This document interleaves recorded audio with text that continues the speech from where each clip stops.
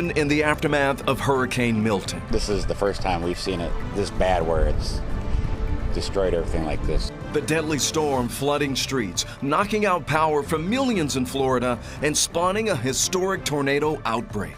But amid the destruction, there is hope.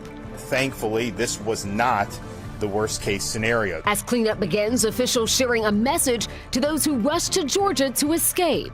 Do not be in a hurry. Tonight, how those in our state are helping with Florida's recovery, plus the journey home. Well, tonight, at least a dozen people are confirmed dead after that monstrous storm, Hurricane Milton, slammed into Florida. It has been nearly 24 hours since Milton made landfall as a Category 3 hurricane. The storm hitting just 13 days after Helene ravaged the state. You're looking at new video right now just coming into our newsroom with the power of Milton as it hit Sarasota, Florida last night. And right now, FEMA is on the ground assessing the extensive damage. Tonight, we have team coverage both from Florida and here in Georgia as evacuees in our state consider their next steps. But we want to begin tonight with NBC's Jay Gray live for us in Fort Myers Beach.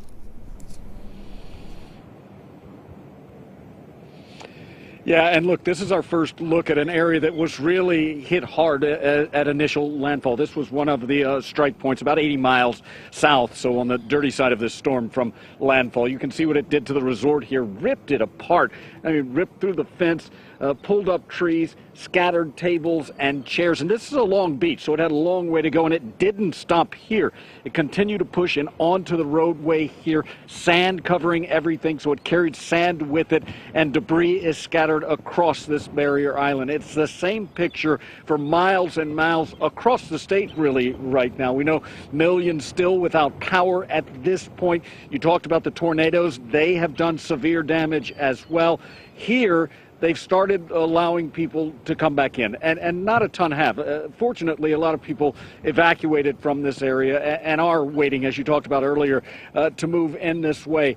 But what they're going to find is not damage as severe as Ian 2 years ago, which really ravaged this island and the entire region, but still enough damage that it has made a difference in a place, in an area that is so tired, so fatigued, so frustrated with just storm after storm after storm. 6 named storms in the last 7 years across Florida. Our heart goes out to them, Jay. You know, the big relief tonight is the storm surge. We know that Florida Governor Ron DeSantis says that it wasn't as bad as it could have been, right? No, it wasn't nearly as bad as some of the forecasts indicated. It did still cause some problems, though, Ron. I can tell you, I went in about 4 blocks away from the beach here, and this is a community with canals going out to the bay as well. But there was 2 feet in some areas, the watermark on some of the homes here, so it did push in, but not nearly to the level that had been feared across the initial strike zone. We're still seeing some storm surge on the eastern side of the peninsula as well. So this was a massive system, and it definitely left a mark. All right, Jay Gray for us tonight, sir. We really appreciate that coverage. By the way, the coverage of Milton's impact